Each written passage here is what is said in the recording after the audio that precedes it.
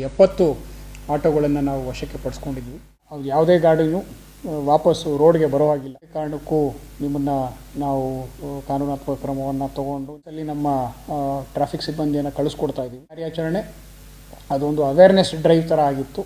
ನಮ್ಮ ಉದ್ದೇಶ ಯಾರಿಗೂ ಒಂದು ತೊಂದರೆ ಮಾಡೋದು ಅಂತ ಅಲ್ಲ, ಆದರೆ ಅವ್ರಿಗೆ ಅವೇರ್ನೆಸ್ ಬರಬೇಕು. ಯಾವ ರೀತಿ ಅವರು ಡಾಕ್ಯುಮೆಂಟೇಷನ್ನ ಸರಿ ಮಾಡ್ಕೋಬೇಕು, ಸಾರ್ವಜನಿಕರಿಗೆ ಯಾವ ರೀತಿ ಅವರ ಹಿತಾಸಕ್ತಿಯನ್ನು ಕಾಪಾಡಬೇಕು ಅನ್ನೋದನ್ನು ಅವ್ರಿಗೆ ತಿಳುವಳಿಕೆ ನೀಡೋದಕ್ಕೆ ನನ್ನ ಕಾರ್ಯಾಚರಣೆಯನ್ನು ನಾವು ಮಾಡಿರೋದು. ಅದಕ್ಕೇ ನಾವು ಅವ್ರ ಮೇಲೆ ಇವಾಗ ಒಂದು ಟೈಮ್ ಪೀರಿಯಡನ್ನು ಕೊಟ್ಟು ನಾವು ಗಡುವನ್ನು ಹಾಕಿ ಕಳಿಸ್ಕೊಟ್ಟಿದ್ದೀವಿ. ಅದೇ ರೀತಿ ಈಗ ಏನಾದರೂ ಈ ಮೀಟರ್ ಹಾಕ್ತಲೇ ಅವರು ಮೂಮೆಂಟ್ ಮಾಡೋದನ್ನು ಅದನ್ನು ಕೂಡ ನಾವು ಇವಾಗ ಸಿವಿಲ್ ಡ್ರೆಸ್ಸಲ್ಲಿ ನಮ್ಮ ಟ್ರಾಫಿಕ್ ಸಿಬ್ಬಂದಿಯನ್ನು ಕಳಿಸ್ಕೊಡ್ತಾ ಇದ್ದೀವಿ. ಅಲ್ಲಿ ಏನಾದರೂ ನಮಗೆ ಕಂಡು ಬಂದಲ್ಲಿ ಅವ್ರ ಮೇಲೆ ಖಂಡಿತವಾಗ್ಲೂ ನಾವು ಏನು ಫೈನು ಅಥವಾ FIR ಏನಿದೆ ಅದನ್ನು ನಾವು ಮಾಡೇ ಮಾಡ್ತೀವಿ. ಎಲ್ಲ ನಮ್ಮ ಆಟೋ ಚಾಲಕರಿಗೆ ಮತ್ತೊಮ್ಮೆ ನಾವಿರೋದು ನಿಮ್ಮ ಏನು ಜೀವನಾಂಶವನ್ನು ಒಟ್ಟಿಗೆ ಸಾಗಿಸಿ ಮುಂದೆ ತೊಗೊಂಡು ಹೋಗೋದಕ್ಕೆ.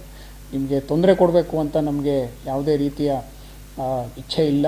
ಆದರೆ ನೀವೇನು ಕಾನೂನಾತ್ಮಕವಾಗಿ ಎಲ್ಲ ಫಾಲೋ ಮಾಡಬೇಕಾಗಿದೆ ಅದನ್ನು ಮಾಡಲಿದ್ದಲ್ಲಿ ನಾವು ನಮ್ಮ ಆ್ಯಕ್ಷನನ್ನು ಇನಿಷಿಯೇಟ್ ಮಾಡಲೇಬೇಕಾಗುತ್ತೆ.